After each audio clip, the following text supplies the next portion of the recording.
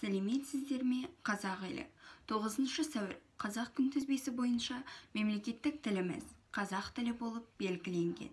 Мен Әлихан Бөкейханов атындағы мектеп лицейінің 10 сынып оқушысы Унгарбаева Севара. Тілге байланысты бұл эстафетаны Шахтинск қаласының Бұхар-Жырау атындағы орталық кітапханасының қызмет көрсету бөлімінің қызметкері Сәрсенбекова Аяулым Шарамазан қызынан қабыл алдым.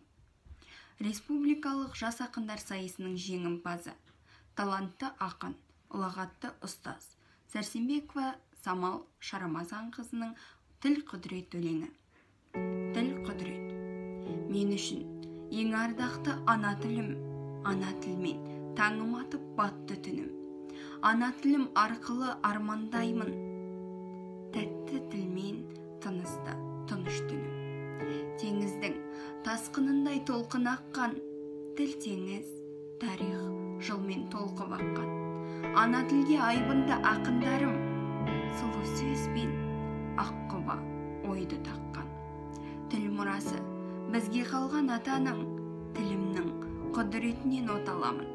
Шұбарлап тілді қорлап сөйлейтінге, тілімнің тамшысы боп тіл қатамын. Тіл тарих таутастарда таңбасы бар. Тіл жарық күн жарқыраған таңға сығар. Тіл құдірет бас иетін барша жұрт.